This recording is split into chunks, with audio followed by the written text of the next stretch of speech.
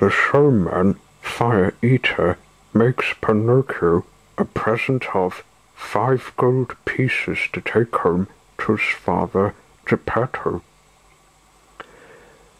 But Pinocchio, instead, allows him to be taken in by the fox and the cat and goes with them. The following day, Fire Eater called Pinocchio on one side and asked him, "What is your father's name?" "Geppetto." "And what trade does he follow?" "That of a poor man." "Does he earn much?" "Earn much? Why, he has never a penny in his pocket."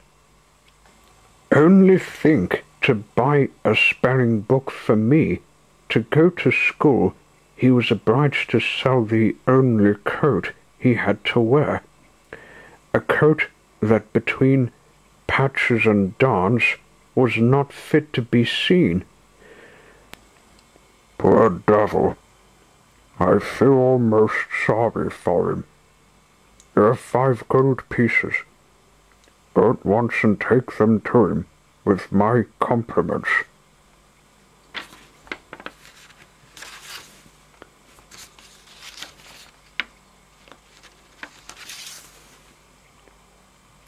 You can easily understand that Pinocchio thanked the showman 1,000 times. He embraced all the puppets of the company, one by one, even the policeman, and beside himself with delight, set out to return home.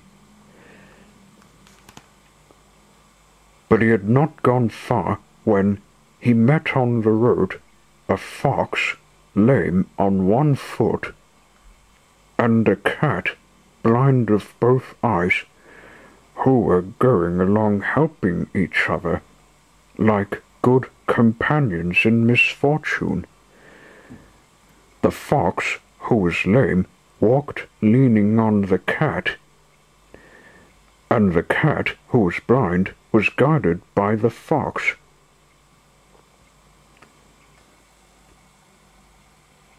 "Good day, Pinocchio," said the fox, accosting him politely.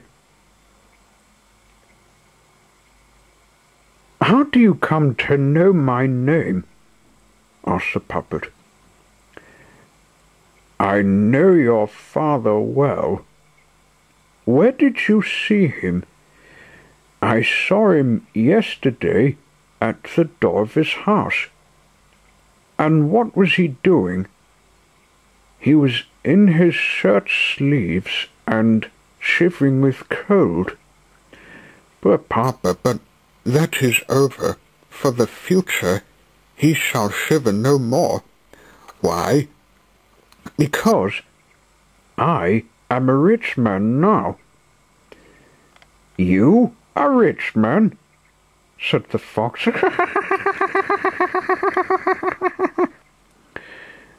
And he began to laugh rudely and scornfully. The cat also began to laugh, but to conceal it, she combed her whiskers with her 4 paws. "There is little to laugh at," cried Pinocchio angrily. "I am merely sorry to make your mouths water, but if you know anything about it, you can see that these here are 5 gold pieces." And he pulled out the money that Fire Eater had made him a present of.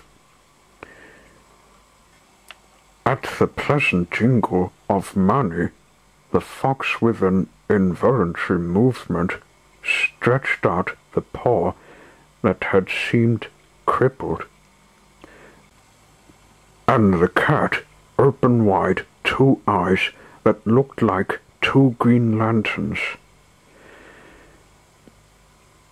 It is true that she shut them again, and so quickly that Pinocchio observed nothing. "And now," asked the fox, "what are you going to do with all that money?" "First of all," answered the puppet, "I intend to buy a new coat for my papa, made of gold and silver, and with diamond buttons, and then I'll buy a spelling book for myself." "For yourself?" "Yes, indeed, for I wish to go to school to study in earnest." "Look at me," said the fox. "Through my foolish passion for study, I have lost a leg." "Look at me," said the cat. "Through my foolish passion for study, I have lost the sight of both my eyes." At that moment, a white blackbird that was perched on the hedge by the road began his usual song and said, "Pinocchio, don't listen to the advice of bad companions. If you do, you will be sorry." Poor blackbird! If only he had not spoken, the cat, with a great leap, sprang upon him, and without even giving him time to say, "Oh!" ate him in a mouthful, feathers and all. Having eaten him and cleaned her mouth, she shut her eyes again and featured blindness as before. "Poor blackbird," said Pinocchio to the cat. "Why did you treat him so badly?" "I did it to give him a lesson. He'll know better another time than to meddle in other people's conversation." They'd gone almost halfway when the fox, halting suddenly, said to the puppet, "Would you like to double your money? In what way? Would you like to make out of your 5 miserable gold pieces 100, 1,000, 2,000? "I should think so, but how?" "The way's easy enough. Instead of returning home, you must go with us." "And where do you wish to take me?" "To the land of the owls." Pinocchio reflected a moment, and then he said resolutely, "No, I will not go. I am already close to the house, and I will return home to my papa, who is waiting for me. Who can tell how often the poor old man must have sighed yesterday when I did not come back?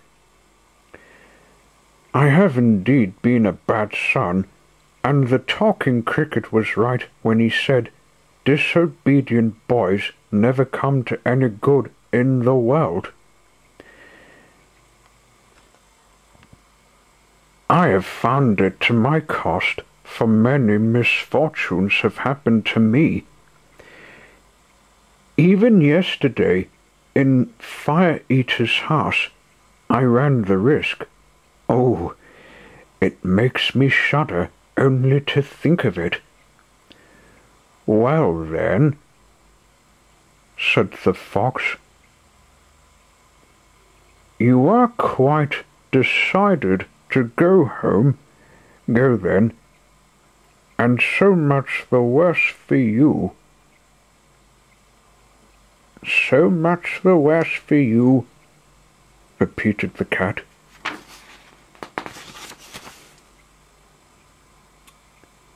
"Think well of it, Pinocchio, for you are giving a kick to fortune." "To fortune," repeated the cat. "Between today and tomorrow, your 5 gold pieces would have become 2,000. 2,000, repeated the cat. "But how is it possible that they could have become so many?" asked Pinocchio, remaining with his mouth open from astonishment. "I will explain it to you at once," said the fox. "You must know that in the land of the owls there is a scared field called by everybody the Field of Miracles.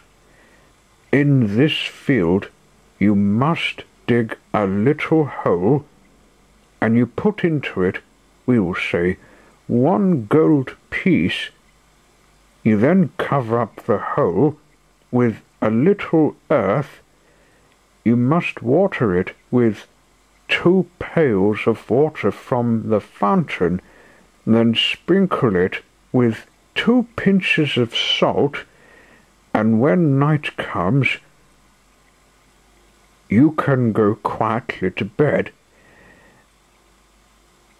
In the meanwhile, during the night, the gold piece will grow and flower, and in the morning, when you get up and return to the field, what do you find?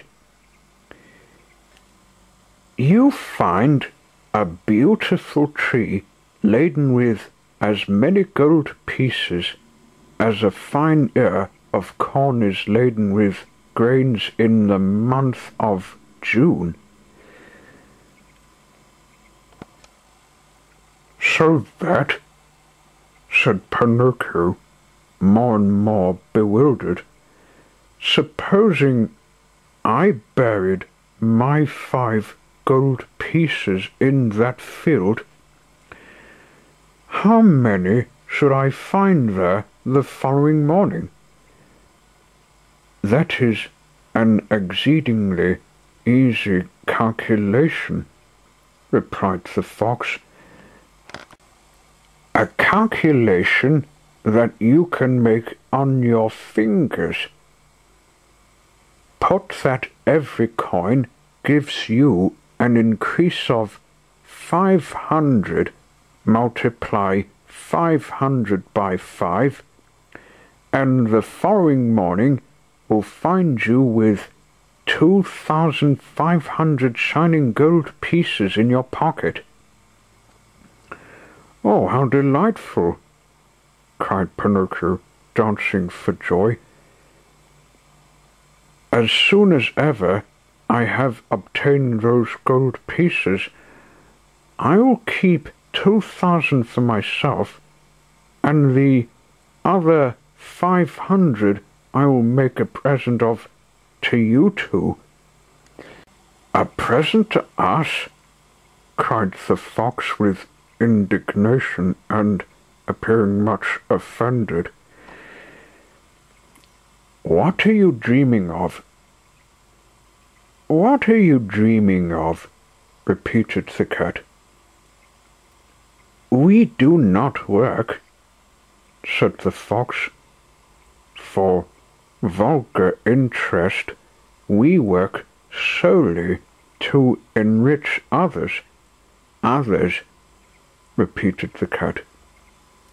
"What good people," thought Pinocchio to himself, and forgetting there and then his papa, the new coat, the spelling book, and all his good resolutions, he said to the fox and the cat, "Let us be off at once. I will go with you." the Inn of the Red Crayfish. They walked and walked and walked until at last, towards evening, they arrived dead tired at the Inn of the Red Crayfish. "Let us stop here a little," said the fox, "that we may have something to eat and rest ourselves for an hour or two. We will start again at midnight so as to arrive at the Field of Miracles by dawn tomorrow morning." Having gone into the inn, they all three sat down to table, but none of them had any appetite. The cat, who was suffering from indigestion and feeling seriously indisposed, could only eat 35 mullet with tomato sauce, and 4 portions of tripe with Parmesan cheese, and because she thought the tripe was not seasoned enough, she asked 3 times for the butter and grated cheese. The fox would also willingly have picked a little, but as his doctor had ordered him a strict diet, he was forced to content himself simply with a hare dressed with a sweet sour sauce and garnished lightly with fat chickens and early pellets. After the hare, he sent for a special dish of partridges, rabbits, frogs, lizards, and other delicacies. He could not touch anything else. He had such an aversion to food. He said that he could put nothing to his lips. The one who ate the least was Pinocchio. He asked for some walnuts and a hunch of bread, and left everything on his plate. The poor boy, whose thoughts were continually fixed on the Field of Miracles, had got an indigestion of gold pieces in advance.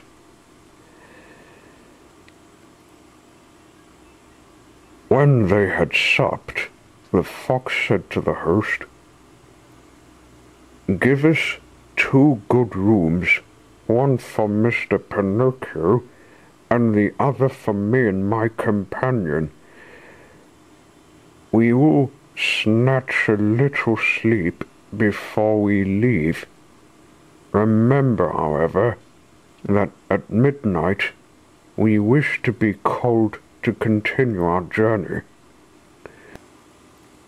"Yes, gentlemen," answered the host, and he winked at the fox and the cat, as much to say, "I know what you are up to. We understand one another."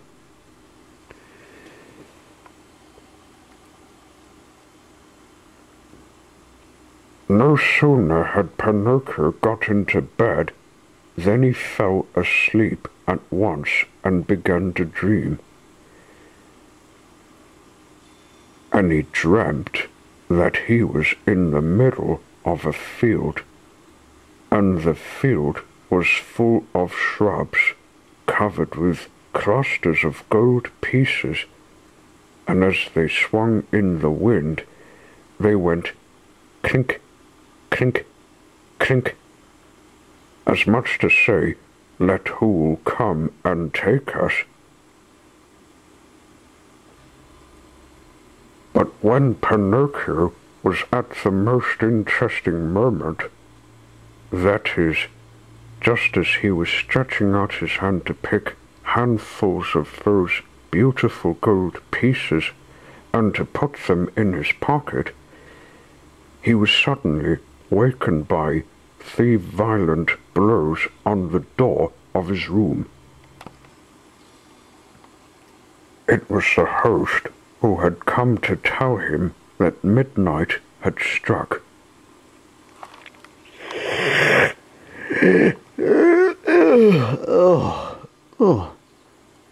Are my companions ready? Asked the puppet. Ready? Why, they left 2 hours ago. Huh?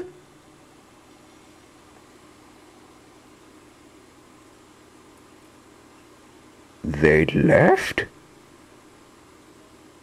Why were they in such a hurry? Because the cat had received a message to say that her eldest kitten was ill with chilblains on his feet and was in danger of death. Did they pay for the supper? What are you thinking of?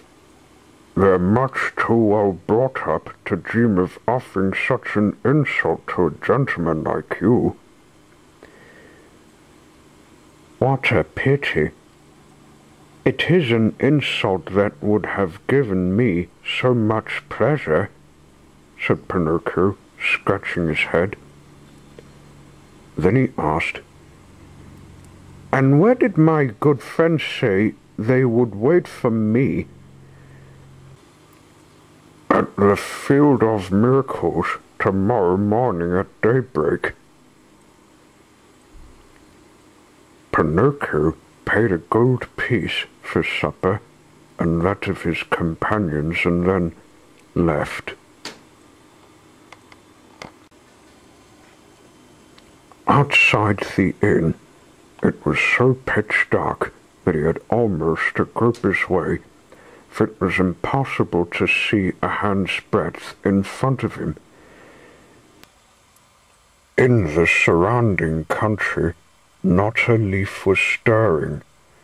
Only some night birds flying across the road from one hedge to the other brushed Pinocchio's nose with their wings as they passed, which caused him so much terror that, springing back, he shouted, "Who goes there?" And the echo in the surrounding hills repeated in the distance, "Who goes there? Who goes there? Who goes there?" As he was walking along, he saw a little insect shining dimly on the trunk of a tree like a night light in a lamp of transparent china. "Who are you?" asked Pinocchio. "I am the ghost of the talking cricket," answered the insect in a low voice, so weak and faint that it seemed to come from another world. "What do you want with me?" said the puppet. "I want to give you some advice. Go back and take the 4 gold pieces that you have left to your poor father, who is weeping and in despair because you have never turned to him. By tomorrow my papa will be a rich man, for these 4 gold pieces will have become 2,000. Don't trust, my boy, to those who promise to make you rich in a day. Usually they are either mad or rogues. Give ear to me and go back." "On the contrary, I am determined to go on. The hour is late. I'm going on. The night is dark. I'm going on. The road is dangerous. I'm going on. Remember that boys who are bent on having their own way and on pleasing themselves are sorry fit sooner or later. The same old taradiddle. Good night, Cricket. Good night, Pinocchio. And may heaven preserve you from all dangers and from assassins. No sooner had he spoken these words than the talking cricket vanished suddenly, just as if a light had been blown out, and the road was darker than ever before. Pinocchio falls amongst assassins because he would not heed the good advice of the talking cricket. Really, said the puppet to himself as he resumed his journey, we poor boys are indeed unlucky. Everyone scolds us, everyone keeps on warning us, everyone gives us good advice. Till them talk they'd all take it into their heads to be our fathers and mothers. Every one of them, even talking crickets, see her just because I wouldn't listen to that tiresome cricket who knows how many misfortunes are to happen to me. According to him, I am even to meet with assassins. It's just as well that I don't believe in assassins, and that I never have believed in them. For my part, I think that assassins have been purposely invented by papas to frighten boys who want to go out at night. Besides, even if I were to come across them in this road, do you suppose I'd let them scare me? Not for a moment. I would go forward to meet them, crying out, "Assassins! My fine gentlemen, what do you want of me? You better remember that there's no joking with me. Go about your own business and keep quiet." At these words, spoken in a firm tone, those poor assassins, I see them now, would run away like the wind. If, however, they were so badly brought up as not to run away at once, I would run away myself, and that would be the end of it. But Pinocchio was not given the time to go on thinking, for in that moment he seemed to hear a rustle of leaves behind him. He turned to look and saw in the gloom two evil-looking black figures completely enveloped in charcoal sacks.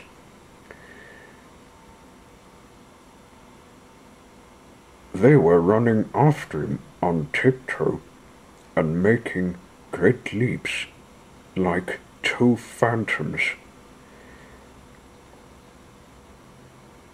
Here they are in reality, he said to himself, and not knowing where to hide his gold pieces, he put them in his mouth, just under his tongue. Then he tried to escape. But he had not gone a step when he felt himself seized by the arm and heard two horrid, sepulchral voices saying to him, "Your money or your life." Pinocchio, not being able to answer in words, owing to the money that was in his mouth, made 1,000 low blows, and by an elaborate display of dumb show tried to convey to those two muffled figures, whose eyes alone were visible through the holes in their sacks, that he was only a poor puppet without as much as a false farthing in his pocket. "Come now, less nonsense and out with the money," cried the two brigands threateningly. But the puppet made a gesture with his head and his hands, as much as to say, "I haven't got any." "Give up the money, or you're a dead man," said the taller of the brigands. "Dead," repeated the other. "And after we have killed you, we'll kill your father too." "No, no, no, not my poor papa, oh!" cried Pinocchio in a despairing tone. And as he said it, the gold pieces clinked in his mouth. "Ah, you rascal! Then you have hidden your money under your tongue. Spit it out at once." But Pinocchio was obstinate. "Ah, you'd like to make out you're deaf, would you? Wait a bit. We'll find a way of making you spit it out." And one of them seized the puppet by the end of his nose, and the other took him by the chin and began to pull them brutally, the one up and the other down, to force him to open his mouth, but it was all to no purpose. Pinocchio's mouth seemed to be nailed and riveted together.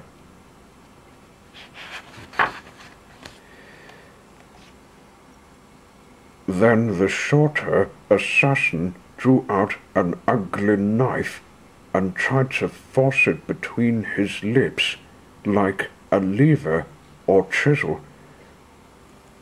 But Pinocchio, as quick as lightning, caught his hand with his teeth, and with one bite bit it clean off and spat it out. Imagine his astonishment when, instead of a hand, he perceived that he had spat a cat's paw onto the ground. Encouraged by this first victory, he used his nails to such purpose that he succeeded in liberating himself from his assailants, and jumping the hedge by the roadside, he began to fly across country. The assassins ran after him like two dogs chasing a hare, and the one who had lost a paw ran on 3 legs, and no one ever knew how he managed to keep up. After a race of some miles, Pinocchio could do no more. Giving himself up for lost, he climbed the trunk of a very high pine tree and seated himself in the topmost branches. The assassins attempted to climb after him, but when they had reached halfway up the stem, they slid down again and arrived on the ground with the skin grazed from their hands and knees.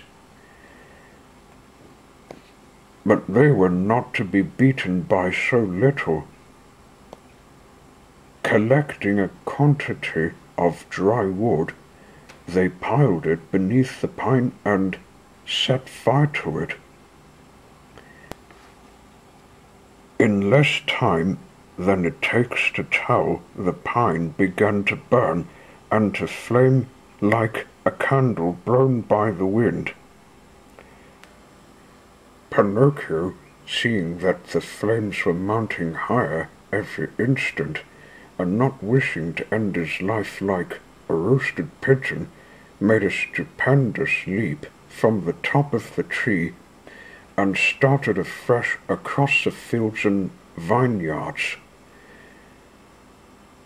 The assassins followed him and kept behind him without once giving in. The day began to break, and they were still pursuing him. Suddenly, Pinocchio found his way barred by a wide, deep ditch full of dirty water, the color of coffee. What was he to do? 1, 2, 3! cried the puppet, and making a rush, he sprang to the other side. The assassins also jumped, but not having measured the distance properly, splash, splash, they fell into the very middle of the ditch. Pinocchio, who heard the plunge and the splashing of the water, shouted out laughing and without stopping, "A fine bath to you assassins!" And he felt convinced that they were drowned, until, turning to look, he perceived that, on the contrary, they were both running after him, still enveloped in their sacks, with the water dripping from them as if they had been 2 hollow baskets. The assassins pursued Pinocchio, and having overtaken him, hang him to a branch of the big oak. At this sight the puppet's courage failed him, and he was on the point of throwing himself on the ground and giving himself up for lost.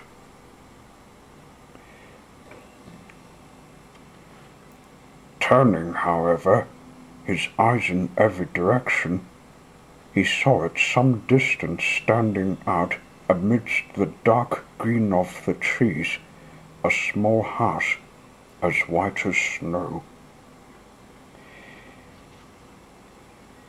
"If I had only breath to reach that house," he said to himself, "perhaps I should be saved."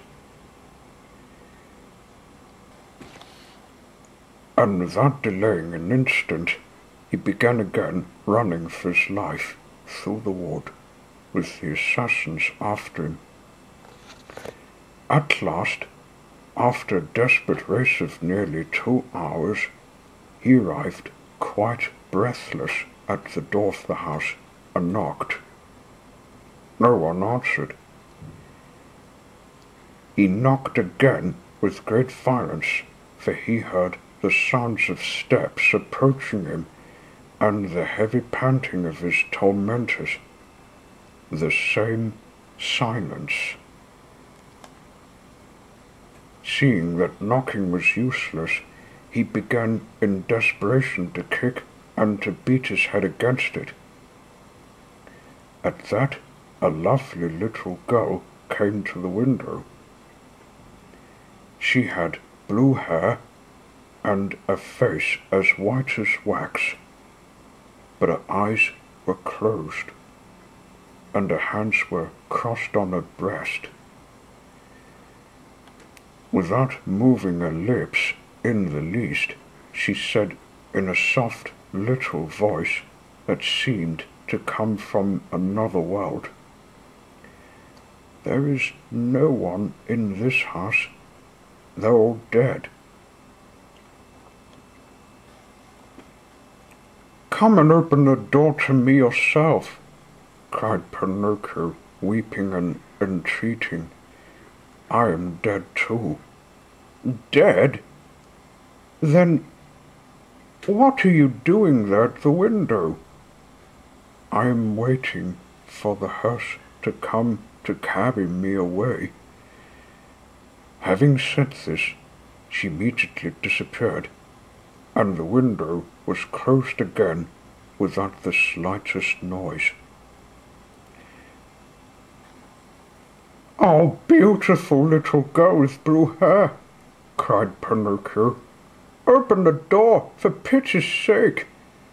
Have compassion on a poor boy pursued by assassins."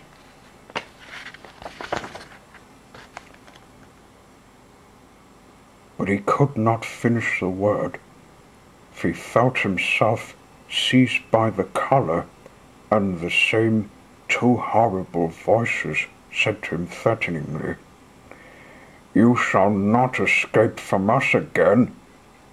The puppet, seeing death staring him in the face, was taken with such a violent fit of trembling that the joints of his wooden legs began to creak, and the gold pieces hidden under his tongue to clink.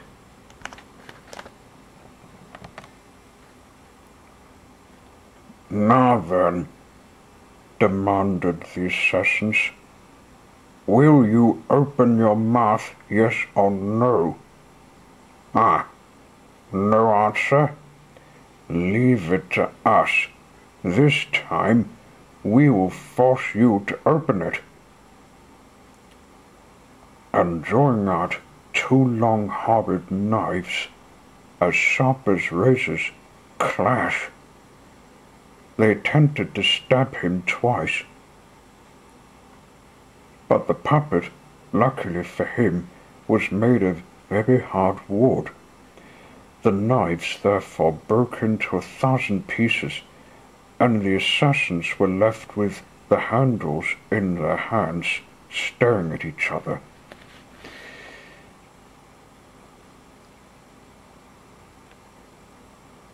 "I see what we must do," said one of them. "He must be hanged. Let us hang him." "Let us hang him," repeated the other. Without loss of time, they tied his arms behind him, passed a running noose round his throat, and then hanged him to the branch of a tree called the Big Oak. They then sat down on the grass and waited for his last struggle. But at the end of 3 hours, the puppet's eyes were still open, his mouth closed, and he was kicking more than ever. Losing patience, they turned to Pinocchio and said in a bantering tone, "Goodbye till tomorrow. Let us hope that when we return you'll be civil enough to allow yourself to be found quite dead, and with your mouth wide open." And they walked off. In the meantime, a tempestuous northerly wind began to blow and roar angrily, and it beat the poor puppet as he hung, making him swing violently from side to side like the clapper bell ringing for a wedding. And the swinging gave him atrocious spasms, and the running noose, becoming still tighter round his throat, took away his breath. Little by little his eyes began to grow dim, but although he felt that death was near, he still continued to hope that some charitable person would come to his assistance before it was too late. But when, after waiting and waiting, he found that no one came, absolutely no one, then he remembered his poor father, and thinking he was dying, he stammered out, "Oh, Papa, Papa, if only you were here." His breath failed him, and he could say no more. He shut his eyes, opened his mouth, stretched his legs, gave a long shudder, and hung there stiff and unconscious.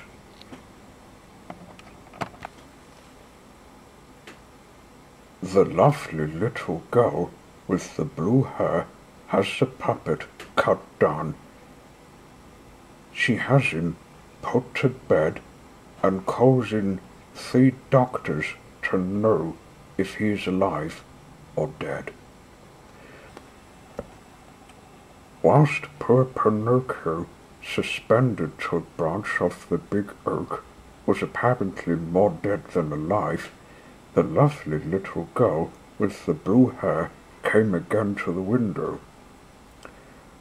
When she saw the unhappy puppet hanging by his throat and dancing up and down in the gusts of the north wind, she was moved by compassion. Striking her hands together, she made 3 little claps.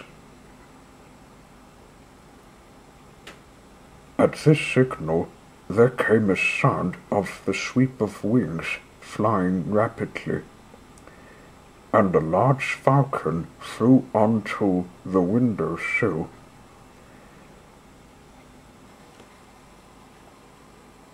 "What are your orders, gracious fairy?" he asked, inclining his beak in sign of reverence. "For I must tell you that the little girl with blue hair was no more and no less than a beautiful fairy who for more than 1,000 years had lived in the wood.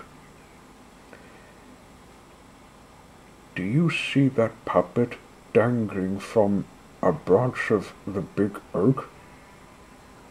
I see him. Very well. Fly there at once with your strong beak, break the knot that keeps him suspended in the air, and lay him gently on the grass at the foot of the tree." The falcon flew away, and after 2 minutes he turned, saying, "I have done what you commanded." "And how did you find him?" "At first sight he appeared dead, but he cannot really be quite dead, for I had no sooner loosened the running noose that tightened his throat than, giving a sigh, he muttered in a faint voice, 'Now I feel better.'" The fairy then, striking her hands together, made 2 little claps, and a magnificent poodle appeared, walking upright on his hind legs, exactly as if he had been a man. He was in the full-dress livery of a coachman. On his head he had a 3-cornered cap braided with gold. His curly white wig came down onto his shoulders.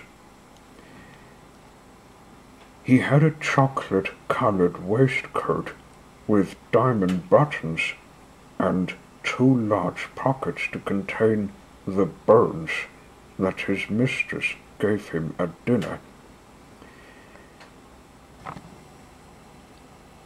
He had besides a pair of short crimson velvet breeches, silk stockings, low shoes, and hanging behind him a species of umbrella made of blue satin in which to put his tail when the weather was rainy.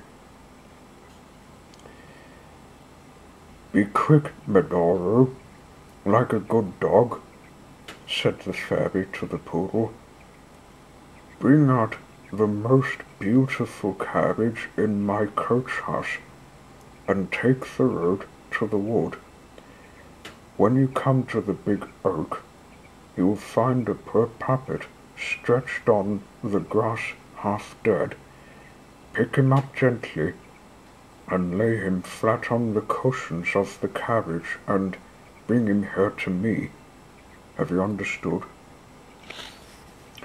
The poodle, to show that he had understood, wagged the blue satin cover on his tail 3 or 4 times and ran off like a racehorse.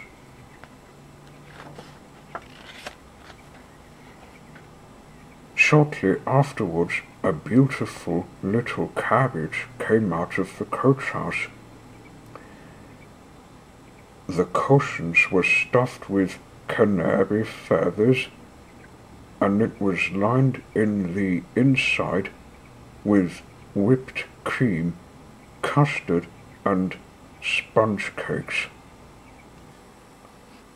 The little cabbage was drawn by 100 pairs of white mice, and the poodle, seated on the coach box, cracked his whip from side to side like a driver when he is afraid that he is behind time. A quarter of an hour had not passed when the cabbage returned. The fairy, who was waiting at the door of the house, took the poor puppet in her arms and carried him into a little room that was wainscoted with mother of pearl, and sent at once to summon the most famous doctors in the neighborhood. The doctors came immediately, one after the other, namely a crow, an owl, and a talking cricket. "I wish to know from you, gentlemen," said the fairy, turning to the 3 doctors, who were assembled round Pinocchio's bed. "I wish to know from you, gentlemen, if this unfortunate puppet is alive or dead." At this request, the crow, advancing first, felt Pinocchio's pulse. He then felt his nose, and then the little toe of his foot. And having done this carefully, he pronounced solemnly the following words: "To my belief, the puppet is already quite dead, but if unfortunately he should not be dead, then it would be a sign that he is still alive." "I regret," said the owl, "to be obliged to contradict the crow, my illustrious friend and colleague, but in my opinion the puppet is still alive, but if unfortunately he should not be alive, then it would be a sign that he is dead indeed."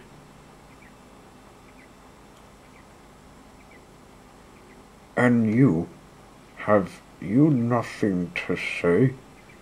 asked the fairy of the talking cricket.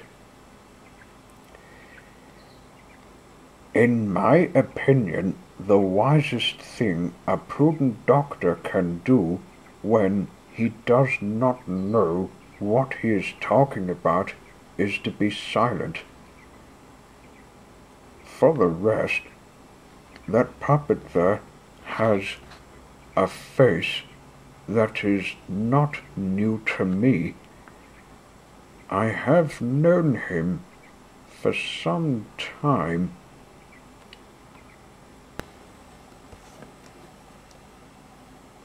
Pinocchio, who up to that moment had lain immovable like a real piece of wood, was seized with a fit of convulsive trembling that shook the whole bed.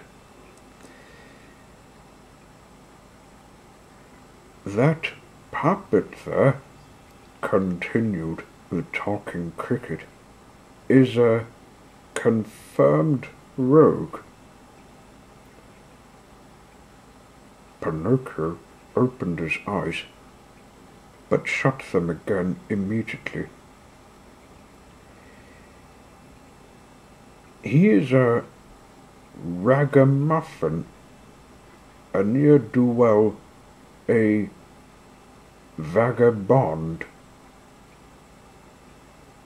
Pinocchio hid his face beneath the clothes. That puppet there is a disobedient son who'll make his poor father die of a broken heart.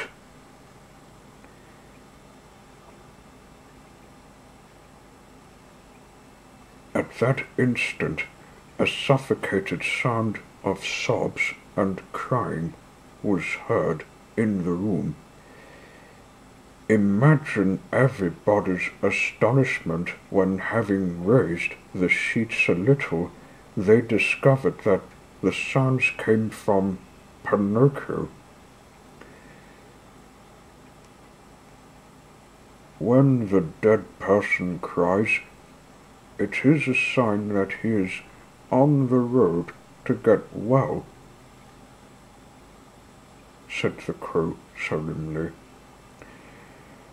I grieve to contradict my illustrious friend and colleague, added the owl, but for me when the dead person cries, it is a sign that he is sorry to die.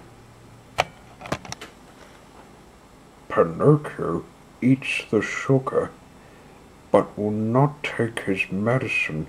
When, however, he sees the grave diggers who have arrived to carry him away, he takes it. He then tells a lie, and as a punishment, his nose grows longer. As soon as the three doctors had left the room, the fairy approached Pinocchio, and having touched his forehead, she perceived that he was in a high fever that was not to be trifled with. She therefore dissolved a certain white powder in half a tumbler of water, and offering it to the puppet, she said to him lovingly, "Drink it, and in a few days you'll be cured." Pinocchio looked at the tumbler, made a wry face, and then asked in a plaintive voice, "Is it sweet or bitter?" "It is bitter, but it will do you good." "If it is bitter, I will not take it. Listen to me, drink it." "I don't like anything bitter. Drink it, and when you have drunk it, I will give you a lump of sugar to take away the taste." "Where is the lump of sugar?" "Here it is," said the fairy, taking a piece from a gold sugar basin. "Give me first the lump of sugar, and then I'll drink that bad bitter water. Do you promise me?" "Yes." The fairy gave him the sugar, and Pinocchio, having crunched it up and swallowed it in a second, said, licking his lips, "It would be a fine thing if sugar was medicine. I would take it every day. Now keep your promise and drink these few drops of water, which will restore you to health." Pinocchio took the tumbler unwillingly in his hand and put the point of his nose to it. He then approached it to his lips.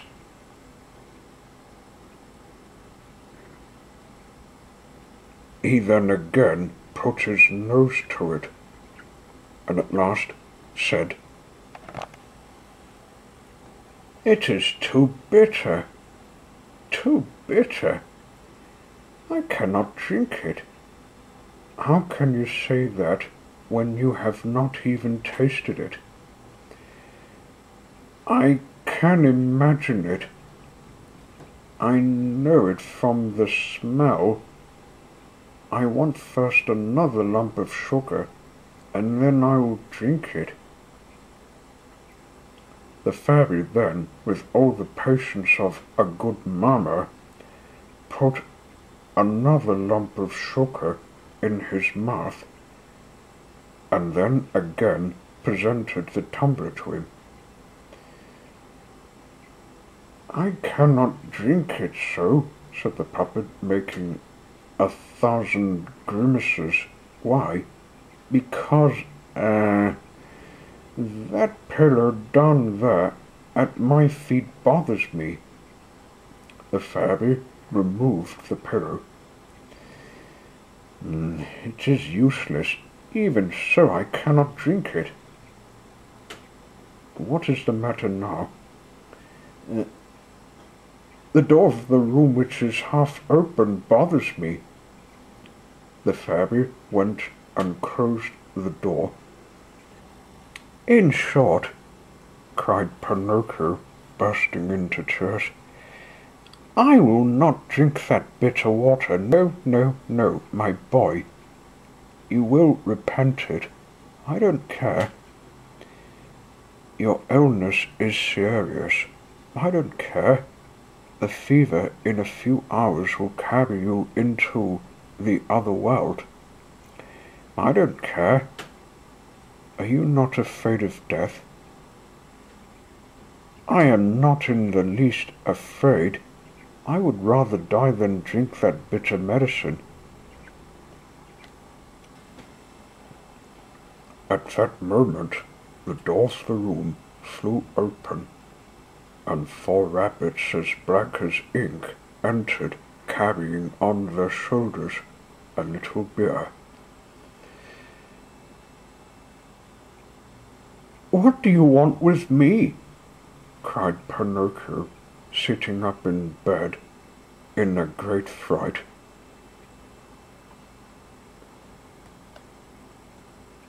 We are come to take you, said the biggest rabbit. To take me? But I'm not dead yet. No, not yet. But you have only a few minutes to live, as you have refused the medicine that would have cured you of the fever. Oh, fairy, fairy! The puppet then began to scream. Give me the tumbler at once. Be quick for pity's sake, for I will not die. No, I will not die. And taking the tumbler in both hands, he emptied it at a draught.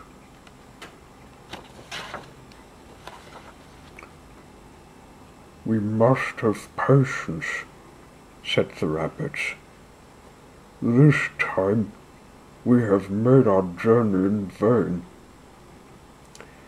And taking the little bear again on their shoulders, they left the room, grumbling and muttering between their teeth. In fact, a few minutes afterwards, Pinocchio jumped down from the bed quite well, because you must know that wooden puppets have the privilege of being seldom ill and of being cured very quickly. The fairy, seeing him running and rushing about the room as gay and as lively as a young rooster, said to him, Then my medicine has really done you good? Good? I should think so. It has restored me to life.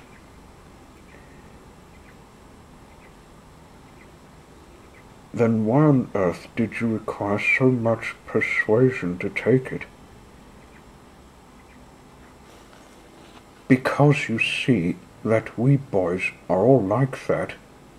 We are more afraid of medicine than of the illness. Disgraceful. Boys ought to know that a good remedy taken in time may save them from a serious illness, and perhaps even from death. Oh, but another time I shan't require so much persuasion.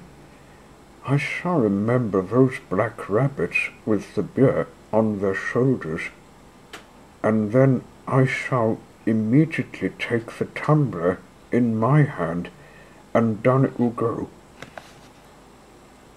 Now come here to me, and tell me how it came about that you fell into the hands of those assassins.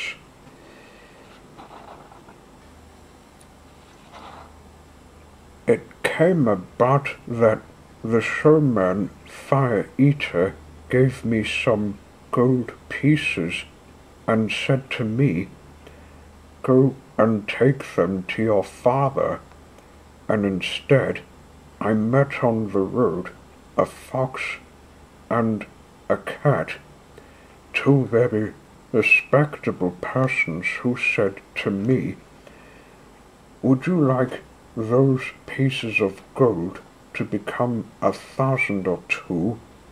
Come with us, and we will take you to the field of miracles." And I said, "Let us go." And they said, "Let us stop at the Inn of the Red Crayfish." And after midnight they left. And when I awoke, I found that they were no longer there, because they had gone away. Then I began to travel by night, for you cannot imagine how dark it was, and on that account I met on the road 2 assassins in charcoal sacks, who said to me, "Out with your money," and I said to them, "I have got none," because I had hidden the 4 gold pieces in my mouth, and one of the assassins tried to put his hand in my mouth, and I bit his hand off and spat it out.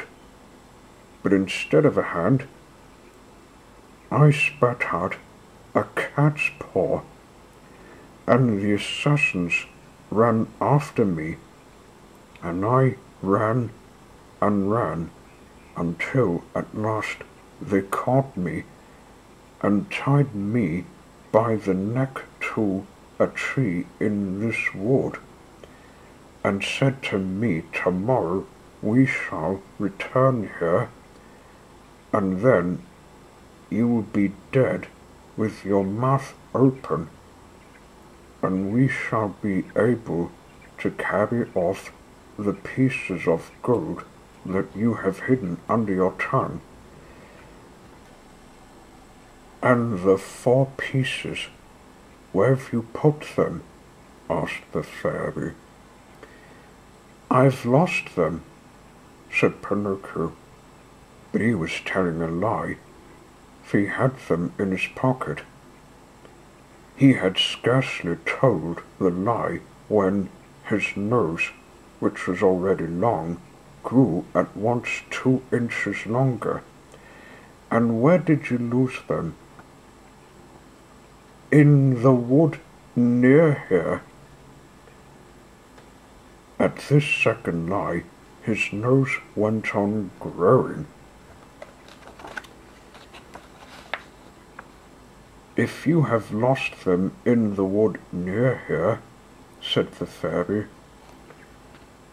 "we will look for them, and we shall find them, because everything that is lost in that wood is always found." "Ah, now I remember all about it," replied the puppet, getting quite confused. "I didn't lose the 4 gold pieces. I swallowed them by accident." whilst I was drinking your medicine." At this third lie, his nose grew to such an extraordinary length that poor Pinocchio could not move in any direction. If he turned to one side, he struck his nose against the bed or the window panes. If he turned to the other, he struck it against the walls or the door. If he raised his head a little, he ran the risk of sticking it into one of the fairy's eyes, and the fairy looked at him and laughed. "What are you laughing at?" asked the puppet, very confused and anxious at finding his nose growing so prodigiously. "I am laughing at the lie you have told." "And how can you possibly know that I have told a lie?" "Lies, my dear boy, are found out immediately because they are of two sorts.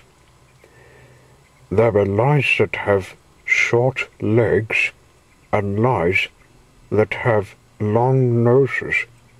Your lie, as it happens, is one of those that have a long nose."